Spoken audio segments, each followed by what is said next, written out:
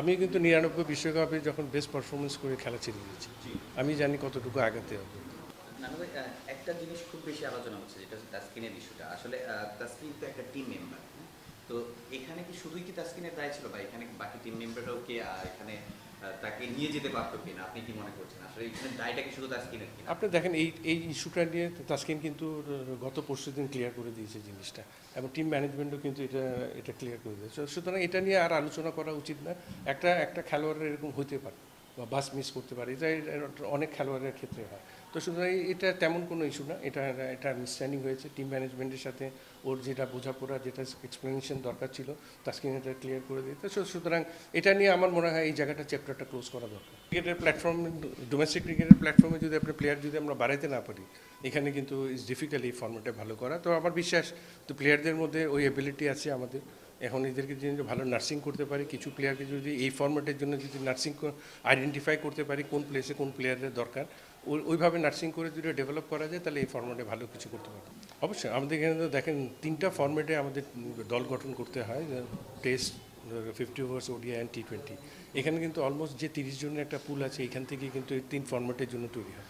তো সুতরাং এটা মাথায় রাখলে খুব সীমিত সংখ্যক প্লেয়ারদের নিয়ে কিন্তু ডিফিকাল্ট এভাবে আগানো। তারপর আমার বিশ্বাস প্লেয়ারদের অ্যাবিলিটি আছে, এবং এই অ্যাবিলিটিতে যদি আমরা যদি কাজে লাগাইতে পারি, ভালোভাবে নার্সিং করতে পারি, ইনশাল্লাহ আগামী 2-3 বছরের মধ্যে ভালো কিছু দেখতে পারবো। এখানে দেখেন নেক্সট ওয়ার্ল্ড কাপ কিন্তু এখনও 2 বছর। এখানে কিন্তু এখন এই চিন্তাটা করা যায় না যে নেক্সট ওয়ার্ল্ড কাপে কী হবে। আপনাকে এখন চিন্তা করতে হবে আমার সামনে দ্বিপাক্ষিক সিরিজ কী আছে। এখন কিন্তু আপনার দেখেন এভরি মান্থে ক্রিকেট হয়, আপনার এভরি মান্থে একটা সিরিজ নিয়ে চিন্তা ভাবনা করতে হয়। তো টোটাল আপনার প্ল্যানটা কিন্তু ওইভাবে করা যায় না, নেক্সট সিরিজটা নিয়ে প্ল্যান করতে হয়। ওই ওয়ার্ল্ড কাপ আসতে আসতে কিন্তু আপনার 2 বছরের মধ্যে প্লেয়ারের ফিটনেস, প্লেয়ারের পারফরমেন্স সব কিছু বিচার বিবেচনা করে কিন্তু 3 মাস আগে থেকে টিমটাকে গুছানো হয়। তো সেই জন্য আপনি আগে থেকে এখনই বলতে পারবেন না কোন প্লেয়ার ওই বিশ্বকাপ খেলবে বা কোন প্লেয়ার খেলতে পারবে না। তো এখন চিন্তাভাবনা টিম ম্যানেজমেন্ট এবং সিলেকশন প্যানেলের চিন্তাভাবনা শুরু হবে আপনার দ্বিপাক্ষিক সামনে যে সিরিজ আছে এখান থেকে। আমি কিন্তু ৯৯ বিশ্বকাপে যখন বেস্ট পারফরমেন্স করে খেলা ছেড়ে দিয়েছি। আমি জানি কতটুকু আগাতে হবে। একটা প্লেয়ার ব্যক্তিগতভাবে জানে কখন কাকে কখন খেলা থেকে অবসর নিতে হবে। এটা একান্তই ওদের ব্যক্তিগত সিদ্ধান্ত, এবং এটা তারপরেও এটার বাইরে আছে টিম ম্যানেজমেন্ট এবং সিলেকশন প্যানেল এটা মনে করবে কোন প্লেয়ারকে নিয়ে আগানো যাবে, কোন প্লেয়ারকে সামনের দিকে আমরা খেলাতে পারবো। সব কিছু চিন্তা করার সিদ্ধান্তটা কিন্তু সিলেকশন প্যানেলকে নিতে হবে।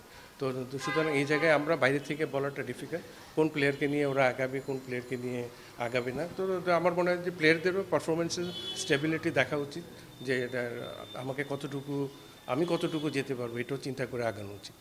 এইটা তো সম্পূর্ণ এটা সিলেকশন প্যানেলের দায়িত্ব।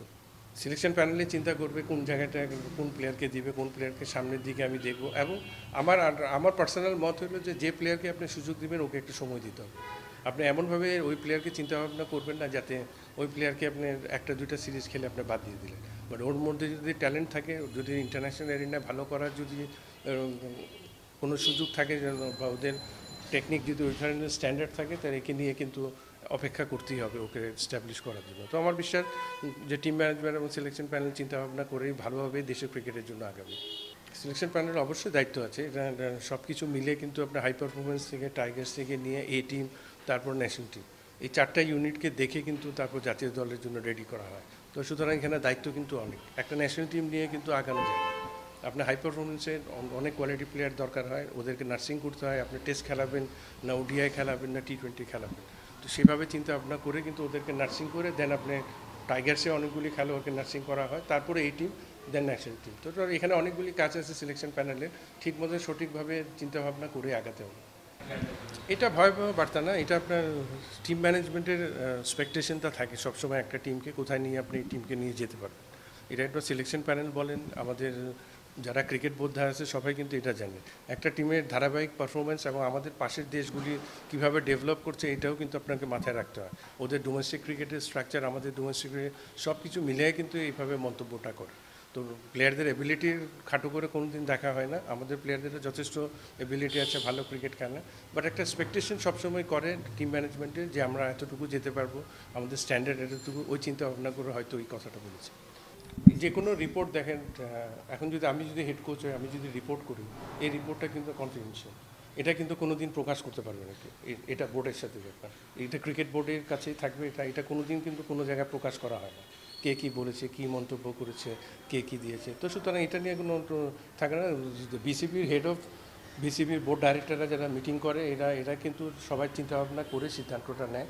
এটা কিন্তু রিপোর্টটা দেখে তারপর সিদ্ধান্তটা নেওয়া হয়। তো সুতরাং এটা নিয়ে তো রিপোর্টটা যে বাইরে সবাইকে জানাতে হবে এমন কোনো এখতিয়ার কোথাও নেই। আরেকটা বিষয় আছে যেটা হচ্ছে ভাইয়া, একটা সবাই একটা দাবি তুলছে যে আসলে একটা আলাদা T20 টিম করা যায় কিনা বা এমন কিছু একটা। আসলে আমি যদি বলি আসলে বাংলাদেশের প্লেয়ার ঘরোয়া লিগের মানের কথা বা যদি ঘরোয়া লিগের পরিমাণের কথা যদি বলি, এই জায়গাটায় আমরা খুবই সীমিত। ওই জায়গা থেকে আলাদা টিম করা কি পসিবল কিনা বাংলাদেশে? বাট এখন যে আমাদের 3 ফরম্যাটের টিম হয়, এখানে কিন্তু কিছু কিছু খেলোয়াড়কে কিন্তু আমরা থাকার সময় কিন্তু টেস্টের জন্য আলাদা, ওডিআইয়ের জন্য একটু আলাদা, T20-র জন্য আলাদা কিন্তু করে রেখেছি। পুরো টিম আপনি 11 জন করার ক্যাপাবিলিটি এখনও আমাদের হয়নি, আমাদের ওই স্ট্যান্ডার্ডের প্লেয়ার নেই। পুরো আপনি 11 জনকে নতুনভাবে 3টা ফরম্যাটে করা, 33 জন প্লেয়ার রেডি করা ইটস ভেরি ডিফিকাল্ট। এটা আমাদের জন্য এখন এই জিনিসটা আসে না, কারণ আমাদের ডোমেস্টিক স্ট্রাকচার বলেন, আমাদের ফার্স্ট ক্লাস স্ট্রাকচার বলেন, এখনও পুরোপুরি আপ টু দ্য মার্ক না। এটা আমাদেরকে এক কথায় বিশ্বাস করতে হবে। আমরা এখনও অন্যান্য টেস্ট প্লেয়িং নেশনের মতো আমাদের ফার্স্ট ক্লাস স্ট্রাকচার আমাদের স্ট্রং করে স্ট্যাবলিশ করতে পারি না। এটা আস্তে আস্তে করে হচ্ছে। ইনশাল্লাহ এটা যদি হয়ে যায়, তখন যদি নাম্বার অফ প্লেয়ারের সংখ্যা আমরা 4টা জায়গায় যদি হাই পারফরমেন্স ইউনিটের যদি ইউনিট করতে পারি, ওখানে যদি ওই প্লেয়ারদের নার্সিং করতে পারি, এটি 70 থেকে 80টা প্লেয়ার যদি যখনই আপনার কাছে একটা প্ল্যাটফর্মে থাকবেন একই স্ট্যান্ডার্ডে, তখনই আপনার 3টা টিম নিয়ে চিন্তা ভাবনা করতে পারবেন। দেশীয় কোচদের কথা বলা হয়, তারা কি আসলে গুরুত্ব পাবে বাংলাদেশের ক্রিকেটের প্রেক্ষাপটে? সবারই যাদের ইন্টারন্যাশনাল এক্সপিরিয়েন্স আছে, যে সমস্ত কোচদের এবং যারা এখন কাজ করতে, অবশ্যই ওদের থেকে অবশ্যই ভালো কিছু পাওয়ার আশা করি আমরা।